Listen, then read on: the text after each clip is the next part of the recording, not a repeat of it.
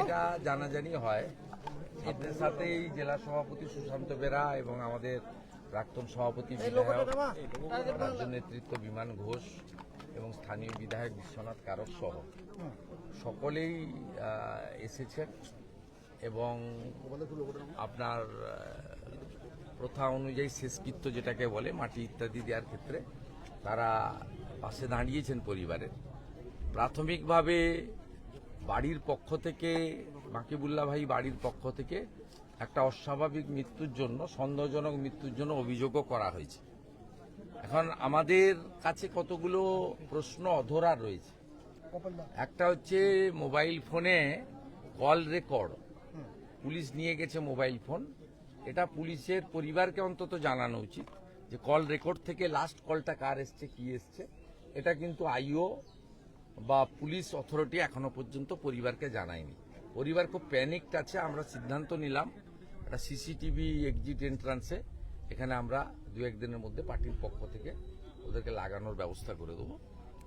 এইটা জানানো হয়নি, ওদের মধ্যে কনফিউশন আছে এবং ওনার মিসেস বলছে একসঙ্গেই আমরা ছিলাম একই ঘরে, তা কানে হেডফোন ছিল, কেউ বা কারা ডাকার ফলে খুব পরোপকারী ছেলে ছিল, সামাজিক কাজ করত। আমাদের মাইনরিটি মোর্চার এই মণ্ডলের মণ্ডল 3 গোঘাটের সভাপতি ছিল। তাকে কেউ না কেউ ডেকেছে, সে সাথে সাথে বেরিয়ে গেছে। এটা তার স্ত্রীর একটা আশঙ্কা এবং অভিযোগ। এটা নিরসন করতে গেলে মোবাইল ফোনটা খুব দ্রুততার সঙ্গে পুলিশ নিয়ে গেছে, তার কল রেকর্ড বা কল হিস্ট্রি বের করে পরিবারকে জানানো উচিত, তাহলে সন্দেহ অনেকটা দূর হতে পারে। দ্বিতীয়ত হচ্ছে একটা সুইসাইড নোট পুলিশ আমাদের নেতৃত্বকে জানিয়েছে, তাতে 25/5 এই ডেটের অনেক আগের। এটাও খুব সন্দেহজনক। এতে আমাদের বক্তব্য হচ্ছে ফরেন্সিক ল্যাবে দিলে হবে না, সেন্ট্রাল ফরেন্সিক ল্যাবে দিয়ে এটা তার হাতের অক্ষর কিনা, কবেকার, এর সঙ্গে এই অস্বাভাবিক মৃত্যুর কোনো সম্পর্ক আছে কিনা এটা দেখা দরকার। বাকি আমরা সবাই এবং পরিবার ওয়েট করছে পোস্টমর্টম রিপোর্টের উপরে। পোস্টমর্টম রিপোর্টের পরে যদি আমরা দেখি কোনো অস্বাভাবিক কিছু আছে, পরিবার আইনের আশ্রয় নেবে, আমরা তাদেরকে পাশে থাকব। আমি এখানকার প্রতিবেশীদের দলমত নির্বিশেষে অনুরোধ করে গেলাম তারা যেন পরিবারটাকে লক্ষ্য রাখে। তার এক ভাই রাজস্থানে পরিযায়ী শ্রমিকের কাজ করে, বসির, সেটাও দেখবেন। বয়স্ক বাবা আছে, একটা ছেলে একটা মেয়ে আছে। ছেলে মেয়ের পড়াশোনার ব্যাপারেও আমরা আমাদের দলের পক্ষ থেকে সব পাশে থাকব। আমাদের প্রাথমিকভাবে ওনাদের শেষকৃত্যের সময়ও আমাদের বিমান ঘোষ, সুশান্ত বেরা, বিশ্বনাথ কারকরা পাশে দাঁড়িয়েছেন, তাদের ব্যক্তিগতভাবে সাহায্য করেছেন। আজকে আমরা দলের পক্ষ থেকে কিছু আর্থিক সাহায্য করেছি। ভবিষ্যতে তার 2 বাচ্চার পড়াশোনার দায়িত্ব সহ আরও কতটা কি সহযোগিতা করা যায়, এই আমাদের অত্যন্ত একটা বলিষ্ঠ কার্যকর্তা 18 সাল থেকে আমাদের সঙ্গে আছেন, আমরা সেটা চেষ্টা করব। ঠিক আছে, আমি 5টার সময় কলকাতায় একটা প্রেস কনফারেন্স আছে, ওখানে বলব।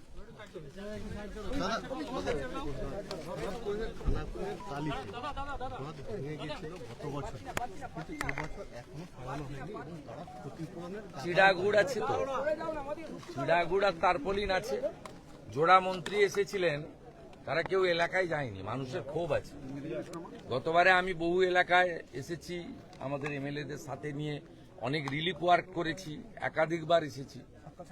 তা মানুষের আমরা এবারে যেটা লক্ষ্য করেছি, 2024-এ আমি কিছুদিন ইরিগেশন মন্ত্রী ছিলাম, তাতে দেখেছি ইরিগেশন দপ্তরের সঙ্গে ডিবিসির মিটিং হয়, আমিও করেছি, 1 বছর আমি ছিলাম। এবং আপনার ফেব্রুয়ারি, মার্চ, এপ্রিল, মে এই 4 মাস প্রি মনসুন ওয়ার্ক হয়, যেখানে বাঁধ ভাঙা হয়েছে, যেখানে স্লুইস খারাপ আছে, যেখানে ভোগ তৈরি হয়েছে, এগুলো কাজ হয়। 2024-এ 10% হয়েছিল এবং আশ্চর্যজনকভাবে 2025-এ রাজ্য সরকার বা ইরিগেশনের পক্ষ থেকে বন্যার আগে যে ফেব্রুয়ারি, মার্চ, এপ্রিল, মে 4 মাসের যে প্রি মনসুন ওয়ার্ক হয়, এবারে হয়নি। এই আরামবাগ জোন এবং ঘাটাল জোন সঙ্গে বিষ্ণুপুর জোন, মানে নিম্ন দামোদর বেসিন যেটা আপ টু আপনার উদয়নারায়ণপুর আমতা পর্যন্ত গেছে, এই জোনে এবারে প্রি মনসুন কোনো ওয়ার্ক হয়নি। তাই এবছর সাধারণ মানুষ প্রচন্ড অসুবিধায় বিপদে পড়বে। এবং সেটা এত তাড়াতাড়ি জুন মাসে কখনো হয় না। জুন মাস থেকে কিন্তু শুরু হয়ে গেছে এবং এটা এবারে পুজো এগিয়ে এসছে, 26শে সেপ্টেম্বর পুজো। সেপ্টেম্বর পর্যন্ত এখানে ভোগান্তি চলে, তার রেস অক্টোবরেও থাকে। আমি সুশান্ত বেরা জেলা সভাপতিকে বললাম যে আগামী সপ্তাহখানিকের মধ্যে আরামবাগ ইরিগেশন অফিসে একটা বড় জমায়েত এবং একটা বড় এটা আমাদের পাবলিকলি আনতে হবে। আমার ডেট উনি নিলে বা ওনার যদি জেলা মনে করে আমাকে ডাকবেন, আমি আসবো আমাদের সবাই এমএলএদের নিয়ে, এখানকার এমএলএদের নিয়ে। আমরা অপোজিশন, আমাদের দায়িত্ব এটা তুলে ধরা। আমাদের এমএলএরা বিধানসভায় বারে বারে তুলে ধরেছেন। প্রত্যেকটা এখানকার যে 4 জন এমএলএ আছে তাদের যদি বিধানসভার রেকর্ড দেখেন, প্রশ্ন উত্তর থেকে শুরু করে কলিং অ্যাটেনশন মেনশনে বারে বারে এই বন্যা নিরসন করার জন্য তুলে ধরেছেন। এবং নিম্ন দামোদর বেসিনে ভারত সরকার গ্যারান্টি থেকে এডিবিআই থেকে যে 5,000 কোটি টাকা দিয়েছেন, সে টাকা কোথায় গেল? পুরসুড়া খাল, আরামবাগ ক্যানেল সংস্কার, নিম্ন দামোদর বেসিনের কাজ, এগুলো কোথায় গেল কেউ চোখেই দেখতে পাচ্ছে না। এবং এবারে ভয়ঙ্কর হবে, কারণ প্রি মনসুন যে ওয়ার্ক এবারে হয়নি। কেন করেননি? কেন সরকারের টাকা নেই? তারা কোন কাজটাকে প্রায়োরিটি দিচ্ছেন? তারা গজা পেড়া বিতরণে যদি 100 কোটি টাকা খরচ করতে পারে, তাহলে কেন এখানে বন্যা নিরোধনে কাজ করবেন না? আমাদের যদি বলে তোমাদের তো এমএলএ আছে, আপনাদের তো ভাই পঞ্চায়েত আছে, আপনাদের তো মিতালি বাগ সাংসদ জিতলো, আপনাদের তো দায়িত্ব বেশি সরকারে। 100 কোটি টাকায় যদি গজা পেড়া বানাতে পারেন, তাহলে গোঘাট, আরামবাগ, খানাকুল, পুরসুড়ার লোককে, ঘাটালের লোককে বন্যার হাত থেকে বাঁচানোর জন্য কেন খরচ করতে পারবেন না? জয় শ্রীরাম। আস্তে আস্তে আস্তে, এখানে জয় শ্রীরাম না, এই বাবু বয়স বেশি বাবু পায়।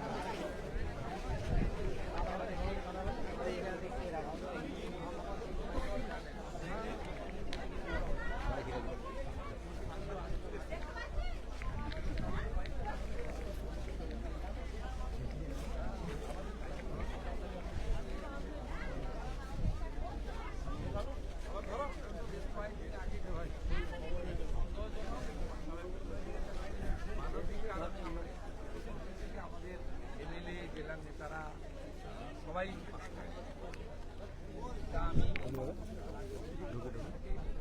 বা বিরোধী দল নেতা, আমার এখানে কলিগরা আছেন, সংস্থা এখানকার এমএলএ আছেন, এলাকার এমএলএ বিমান ঘোষ, মধুবাবু আছেন, সুশান্ত ভাই আছেন, সভাপতি আছেন। আমরা এখানে এসেছি প্রথম কারণ মানবিক, দ্বিতীয় কারণ বিষয়টা খোঁজ নেওয়ার জন্য। তাতে অনেকগুলো প্রশ্ন এসেছে যেটা অমীমাংসিত। এক হচ্ছে ফোন নিয়ে চলে গেছেন পুলিশ, কল রেকর্ড বের করে পরিবারকে জানাননি যে কি অবস্থায় আছে। তারপরে সুইসাইড নোট দেখাচ্ছেন, সেটা পুরনো 25/5 যদি কেউ সুইসাইড নোট লেখে, সেটা 1 মাস পরে সুইসাইড করেনি কি কখনো?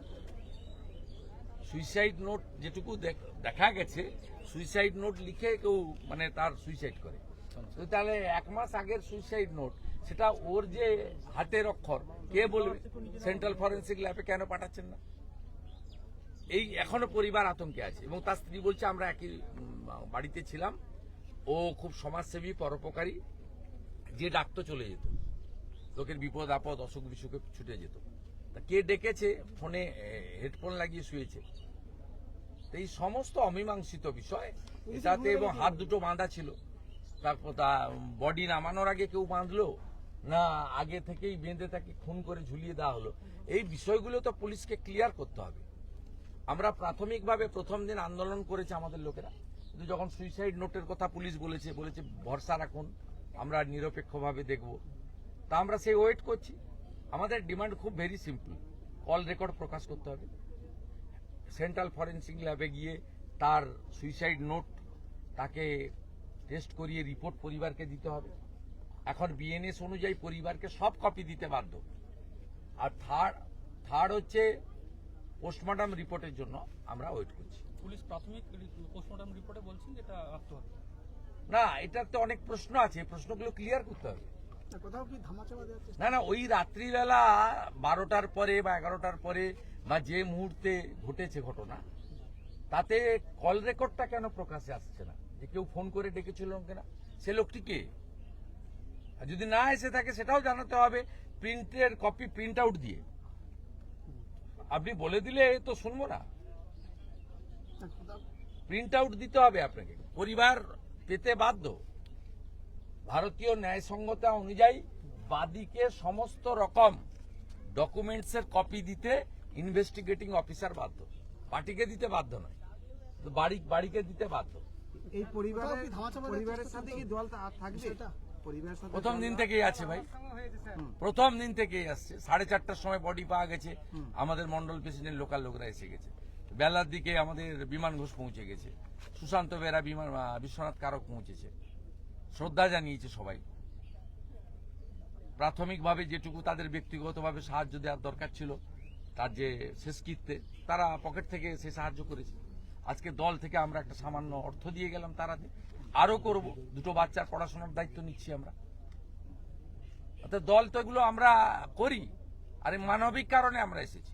18 সাল থেকে তিনি পার্টিতে যুক্ত হয়েছেন, নিষ্ঠার সঙ্গে করেছেন, এবং তিনি একজন পার্টির কার্যকর্তা। বাকিবুল্লাহ ভাই তিনি মন্ডল 3 গোঘাটের আমাদের মাইনরিটি মোর্চার সভাপতি। কার্যকর্তার পরিবারের পাশে দাঁড়ানো আমাদের কর্তব্য। আমরা জনগণের পাশেই দাঁড়াই, ভোটের জন্য যাই না। রামপুরহাটের বকটুইতে যখন 7 জন মুসলিম মহিলা আর 4 জন শিশুকে পুড়িয়ে দিয়েছিল, মমতা ব্যানার্জি যাওয়ার আগে আমরা গেছি। ওই বুথে আমরা 17টা ভোট পেয়েছি 21 সালে। ওই বুথে আমরা 24 সালে 35টা ভোট পেয়েছি। ভোটের কথা ভেবে আমরা করি না। তামান্না খুন হয়ে গেল 2 দিন আগে। আমাদের জেলা সভাপতি অর্জুন বিশ্বাস এবং প্রার্থী আশিস ঘোষ যথারীতি তার বাড়িতে পৌঁছেছে। ভারতীয় জনতা পার্টি শাসক দলের কি হুঁশযুক্ত মানুষ আমরা, আমাদের হুঁশ আছে। কোথাও কি ধামাচাপা দেওয়ার চেষ্টা হচ্ছে? হ্যাঁ, অনেকগুলো এক্ষুনি, মানে আমি একজন দায়িত্বশীল লোক, তো লিডার অব অপোজিশন, আমার পক্ষে কনক্লুশন টানা ঠিক হবে না। কিন্তু অনেকগুলো প্রশ্ন উঠেছে, এর মীমাংসা কিন্তু ইনভেস্টিগেটিং অফিসার, থানার ইনচার্জ এবং এসপি কে করতে হবে। যদি স্যাটিসফাইড না হই আমরা, নিশ্চয়ই হায়ার লিগ্যাল ব্যাটেলের জন্য রাস্তা খোলা আছে। এর আগেও বহু জিনিস হয়েছে, এখানেও করবে। তার পরিবার তো রাজি আছে, এবং পরিবার কমপ্লিটলি বিজেপির উপরে ডিপেন্ডেন্ট। বিজেপি সে কাজ তাকে করবে, লিগ্যাল সাপোর্ট তাদের দেবে। দাদা দীঘা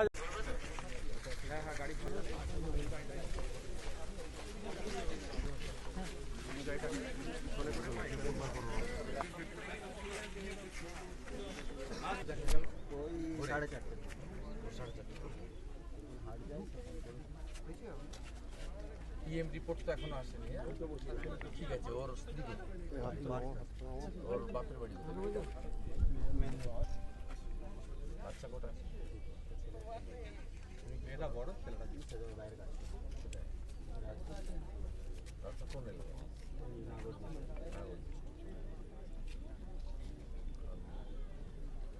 চলো বৌদিকে কি হলো, ভালো ছেলে, আমাদের সঙ্গে কাজ করছিল, আমাদের মন্ডল প্রেসিডেন্ট ছিল তো।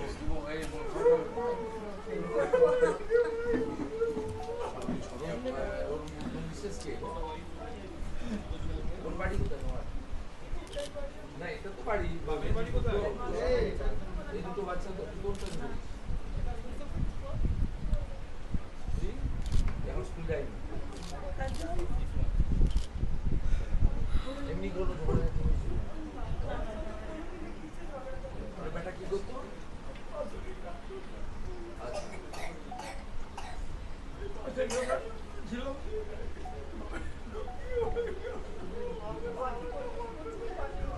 জানি, চিনি তো, ওই জন্য তো এলাম ছুটে। হ্যাঁ, রাষ্ট্রবাদী ছিল, দেশের প্রতি খুব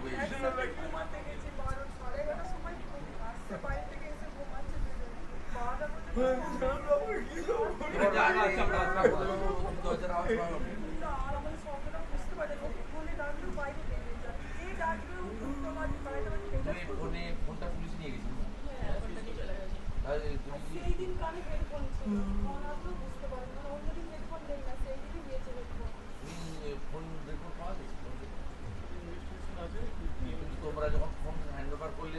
ওসি দেখলে না? যেটা বলছে যে ফোনে কিছু দিয়ে দেওয়া আছে ওটা কিন্তু ফলস আমার মনে হচ্ছে।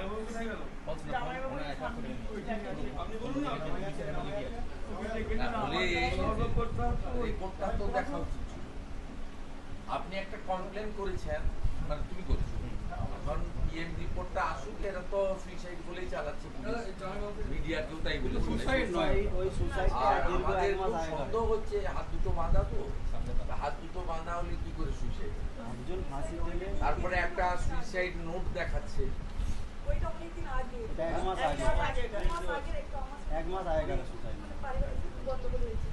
ওই সময় দুজনে একসাথে আমরা মানে খাওয়াটা ওটা অনেক আগে। হ্যাঁ, 25 তো অনেক আগে মানে এমনি দুজনে বসে সন্দেহজনক। ওইটাও নিচ্ছি।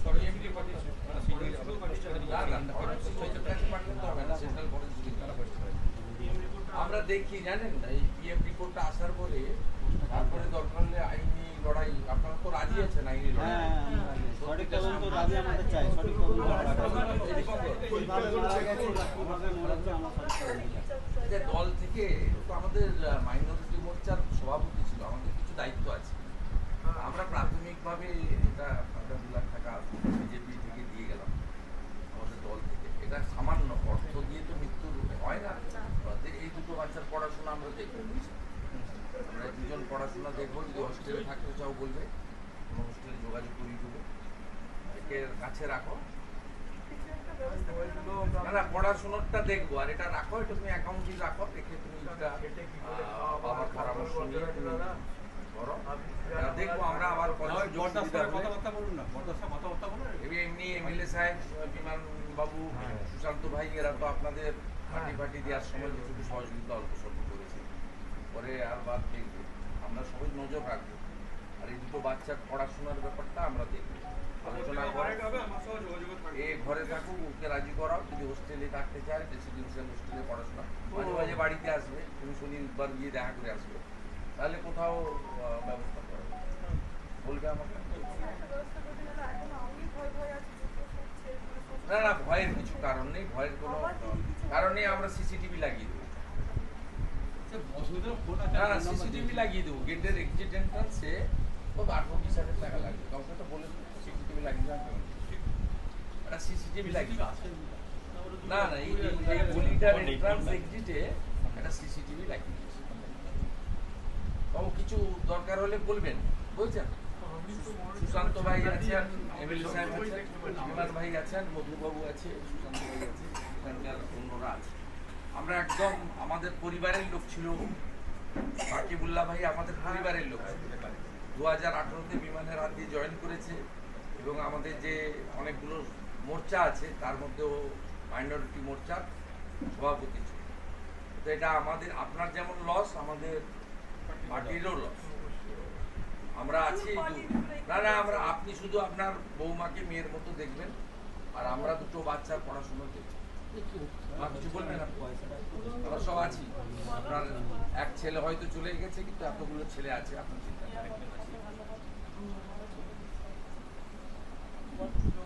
বসির ভাই, তুই এখন কিছুদিন থাক এখানে, তারপর তো কাজে যাবি, তখন দেখা যাবে। হ্যাঁ, কটা দিন থেকে যা। আমার নাম্বার তো দেওয়া আছে, কন্ট্যাক্টে আছে, অসুবিধা নেই। ঠিক আছে, প্রাথমিকভাবে করলাম তো, প্রাথমিকভাবে করলাম তো আমরা, নিশ্চয়ই করবো। আমাদের উপরে থাকলে আমাদের ঠাকুর, আপনারা এখন বাড়িতে নাতি জুটো নাতি নাতিকে সামলান। আর বসির ভাই, তুই চিন্তা করবি না, আমরা আছি। এটা প্রাথমিক কাজ করে গেলাম।